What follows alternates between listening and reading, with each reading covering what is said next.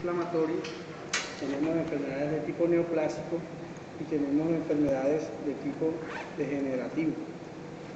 Bueno, dentro de las de tipo inflamatorio tenemos macroscópicamente, conocemos las pielonefritis, ¿verdad? Pueden ser agudas y crónicas. También existen desde el punto de vista inflamatorio lo que son las glomerulonefritis, ¿ya? Pero aquí en este punto no lo vamos a tratar porque esas son entidades, las glomerulonefritis, que se trata más desde el punto de vista microscópico. ¿Qué es la pielonefritis? A ver. La pielonefritis es el trastorno inflamatorio que compromete la pelvis y el intersticio renal o el parénquima renal. Pielo viene de pelvis, nefritis del parénquima renal. Entonces puede ser aguda y puede ser crónica. Las pielonefritis agudas son las que comúnmente conocemos como infecciones urinarias. Infecciones urinarias, ¿verdad? Cuyo agente etiológico más común es ¿cuál? La Escherichia coli. Ese es el agente causal más común de las pielonefritis agudas, que se transmite de manera ascendente, en la forma más frecuente. Es decir, una contaminación de la parte de los genitales hace que la bacteria viaje a través de la uretra hacia la vejiga. En la vejiga haga un ciclo de reproducción y después contamine toda la parte del uretra, la pelvis y el parénquima renal. Pero también existen formas hematógenas de pielonefritis. Cuando hay unas infecciones, por ejemplo, de las válvulas cardíacas, puede haber una diseminación a través de la sangre de la bacteria hacia el sistema urinario y producir la pielonefritis aguda. Pero repito, sigue siendo la más común la vía ascendente. Y son las mujeres las que con mayor frecuencia sufren este trastorno, debido a las características anatómicas de los genitales externos.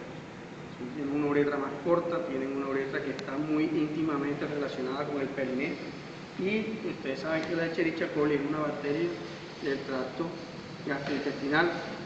Entonces, por su proximidad, por desaseo o por actividad sexual inapropiada, se llevan bacterias hacia la uretra y de la uretra se transmite la infección.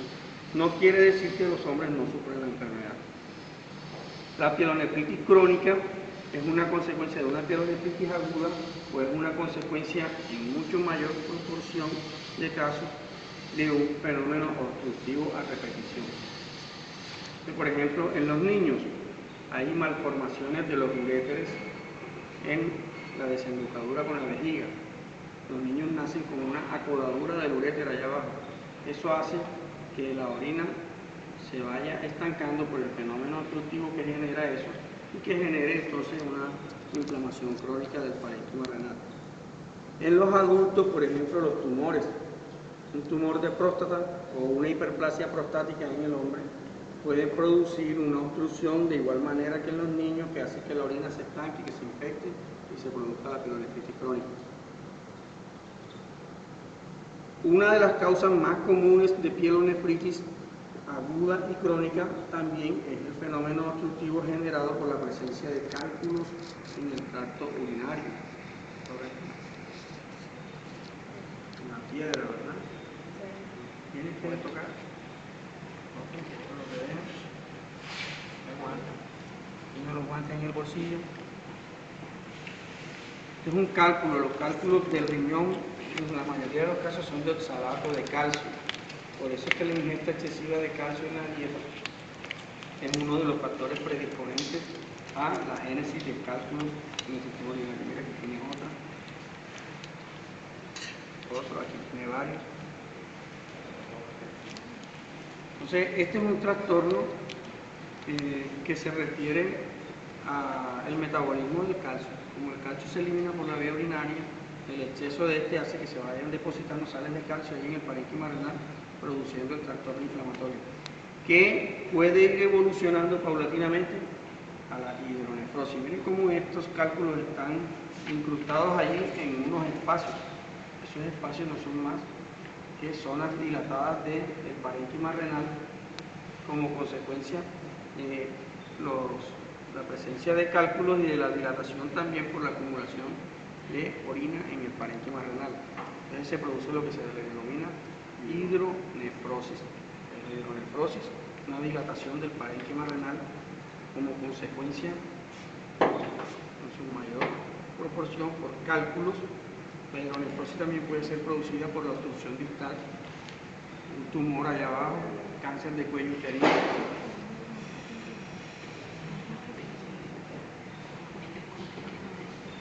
Así que me rompe la arteria poplitea, ¿viste? Hidronefrosis, parénquima renal dilatado como consecuencia de un proceso obstructivo. En la pielonefritis aguda vamos a encontrar un riñón, miren, con una superficie externa lisa, y un parénquima renal ligeramente borrado. Ya, en la medida en que esta enfermedad se va haciendo crónica, oigan, entonces el aspecto liso de la superficie externa se va perdiendo.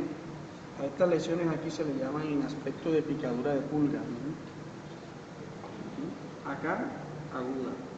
Y aquí, aspecto de picadura de pulga, que es lo característico de la pielonefritis crónica. Si miramos, miren, aquí está la picadura de pulga y acá el límite entre la corteza y la médula que se logra ver aquí se ha borrado. Es decir, que este es un riñón con una pielonefritis aguda que ya empezó a hacer su pielonefritis crónica. En cambio, observen este es un riñón mucho más irregular,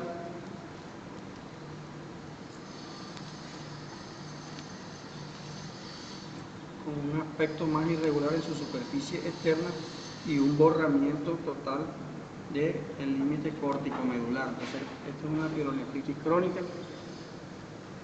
Pielonefritis crónica, miren el borramiento que hay en la superficie del límite córtico-medular. Pielonefritis crónica y el aspecto en picadura de pulga que tiene en la parte posterior. Si nosotros miramos este riñón en el microscopio, vamos a observar cómo hay unos túbulos que contienen un material hialino en su interior. Ustedes se acuerdan de los cortes histológicos de una tiroides, ¿verdad? Unos folículos con epitelio cúbico simple, con un material rosado en su interior. En el material coloide. En la pielonefritis crónica, los túbulos renales tienen ese material coloide que recuerda al tiroides. Entonces dice, bueno, microscópicamente hay linfocitos, borramiento de las estructuras del parénquima renal y tiroidización tubular. La tiroidización tubular es el concepto que habla de que los túbulos tienen un material coloide que se parece a los folículos tiroideos, hace el diagnóstico de una pielonefritis crónica y que macroscópicamente se relaciona con un borramiento de la arquitectura del límite córtico-medular y un aspecto en picadura de pulga en su parte externa. Eso en cuanto a la pielonefritis, ¿verdad? Este espécimen, para fines del examen, lo voy a dejar como pielonefritis aguda, teniendo en cuenta que aquí todavía se logra diferenciar el límite córtico-medular. Muy a pesar de que aquí en esta zona, miren, hay cambios, ¿verdad? Pero ya saben, para fines del examen es agudo. Profe, ¿por qué este tiene un aspecto microscópicamente coloide? Por la degeneración del parénquima renal. Entonces, ese material coloide no es material coloide como tal, porque en la tiroides el material coloide corresponde a hormonas tiroideas de almacenamiento, ahí en el folículo. Acá lo que hay es un material hialino, que es la proteína que se produce como producto de la degradación del tejido en el proceso inflamatorio crónico, y que da una coloración muy similar al coloide. Entonces, tiroidización tubular. Incluso, si nosotros miramos este riñón, por ejemplo, en donde ya no hay límite córtico-medular, podríamos asegurar que en los glomérulos también se va a ver poco de tiroidización. O sea, el ovillo glomerular que encontramos ahí va a estar hialinizado y tiene el aspecto también de una glándula tiroidea. Bueno, la hidronefrosis, que ya les mencioné ahorita, es la dilatación anormal del parénquima renal, que puede ser de una manera multilocular o puede ser de una manera unilocular. Este espécimen no se lo iba a mostrar ni se lo voy a mostrar, sino que para que vean el concepto de unilocular. Unilocular es una sola cavidad. En cambio, multilocular es este que está acá, en donde se han formado múltiples lóculos o cavidades. Multilocular del parénquima renal que va haciéndose progresiva, ¿verdad? Tenemos un uréter que va siendo obstruido por un cálculo aquí, y entonces la pelvis renal empieza a dilatarse. A eso se le llama megauréter, o sea, el uréter se pone ancho y la pelvis se empieza a dilatar. ¿Observa? Progresivamente el riñón que está filtrando orina normalmente no tiene hacia dónde evacuar esa orina y empieza a dilatarse entonces el parénquima renal. ¿De qué se debe diferenciar la hidronefrosis? De una enfermedad que se llama enfermedad poliquística renal autosómica dominante y enfermedad poliquística renal autosómica recesiva, ¿ya? Que son dos cuadros de origen genético, de trastorno hereditario, en donde los riñones nacen, en algunos casos, de manera multiquística, son afuncionales y por lo general se asocian a hígado también con un cambio multiquístico. Eso se llama enfermedad poliquística renal autosómica dominante y autosómica recesiva. Hace el diagnóstico diferencial con esta enfermedad. La forma dominante se presenta en adultos, la forma recesiva se presenta en niños. Bueno. Debemos diferenciarlos de los quistes renales. Miren, este es un quiste renal.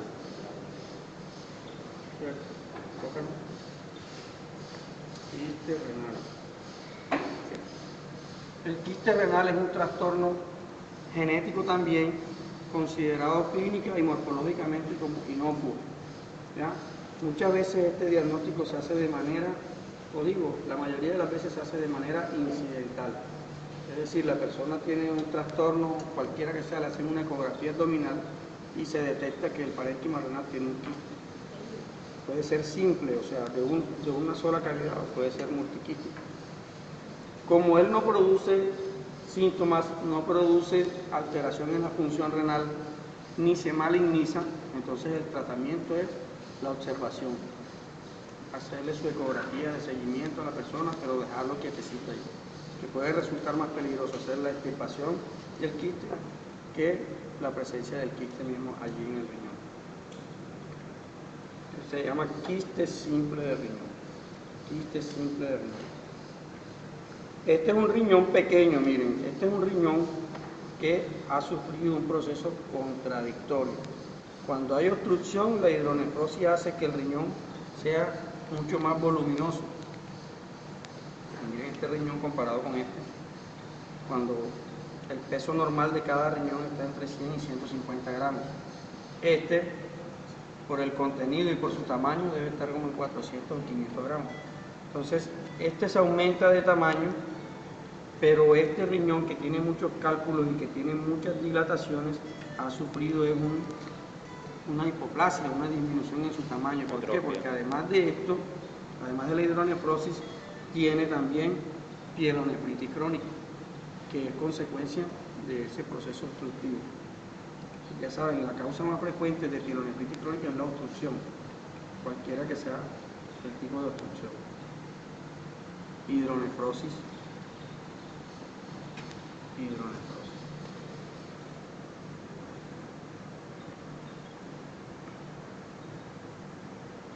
Bueno, ¿alguna pregunta? Dentro de los tumores del riñón, entonces tenemos que en el riñón ocurre el tumor maligno más frecuente de los niños, el tumor de Wilson, muy bien, también llamado nefroblastoma, o tumor de Wilson, que es un tumor, como su nombre lo dice, de origen embrionario, ¿ya? Tiene un trastorno genético básico como causa directa de este tumor, un defecto en el cromosoma 11, correcto, y que son masas, que son riñones que crecen como en forma de masa, de una manera rápida y de una manera extraordinaria. Es decir, que el niño es llevado a consulta porque presenta dolor, presencia de masa y sangrado por la orina, hematuria. Entonces, este es un tumor, el tumor maligno más frecuente de los niños y por lo tanto el tumor maligno más frecuente en el riñón. De acuerdo a su aspecto o su grado de maduración, así va a ser su comportamiento biológico. Porque como les dije, Este es un tumor de origen embrionario. Cuando ustedes escuchen la palabra blastoma, quiere decir que es una célula embrionaria que ha sufrido una mutación y que es la que prolifera a partir de cierta etapa de la vida. Por ejemplo, en la glándula suprarrenal tenemos los neuroblastomas, ¿ya? Neuroblastomas. En el riñón como tal vamos a tener los nefroblastomas, lo que quiere decir que allí vamos a encontrar estructuras renales inmaduras, es decir, túbulos y glomérulos renales inmaduros asociados a una célula pequeña, redonda y azul, que es la característica de todos los blastomas, tumores de células pequeñas, redondas y azules.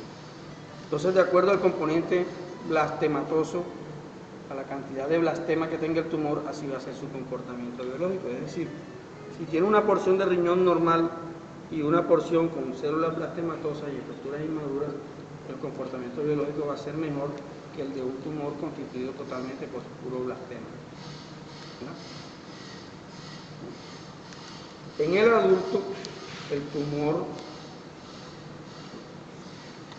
existen los carcinomas renales. Carcinomas renales.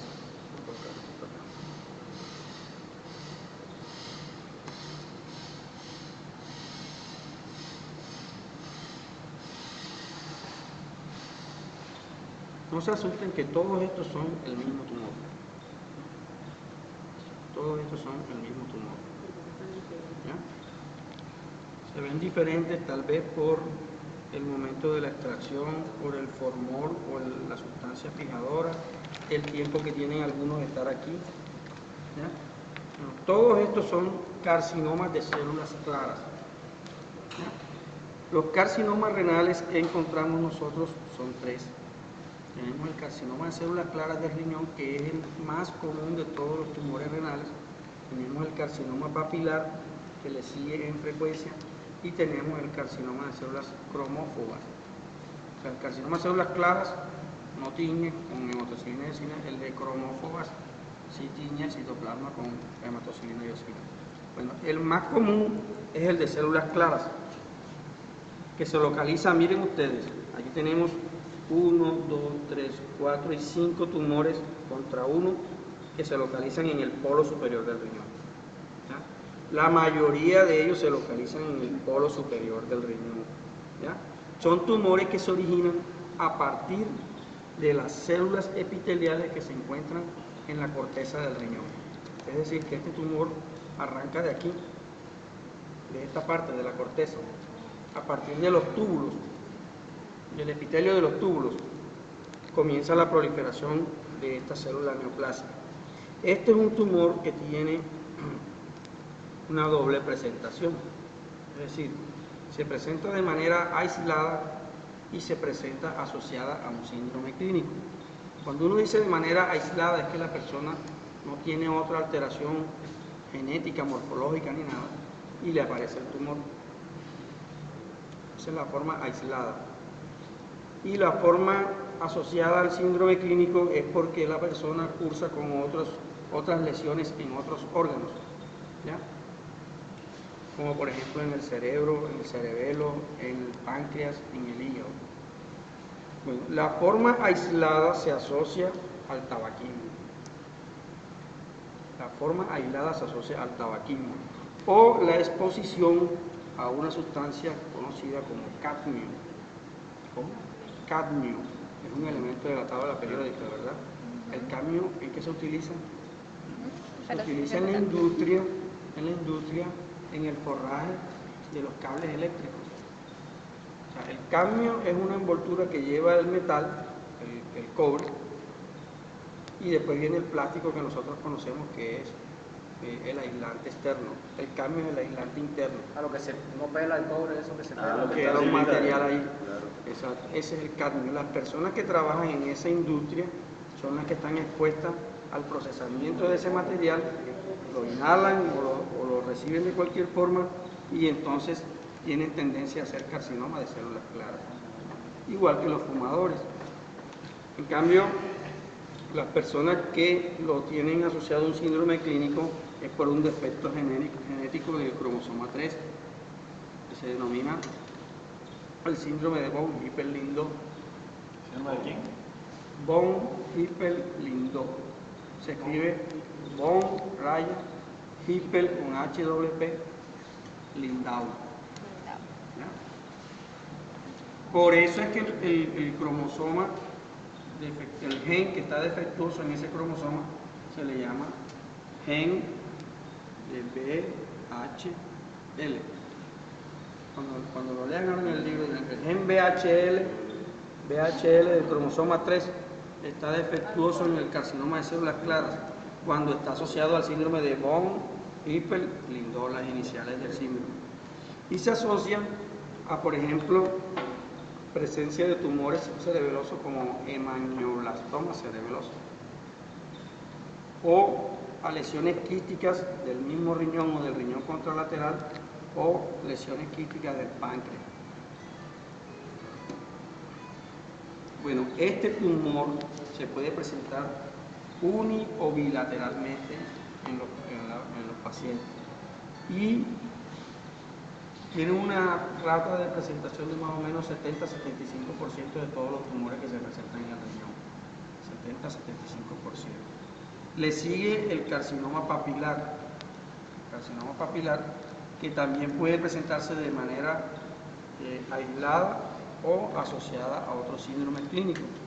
Y acá hay un defecto también en el cromosoma 7.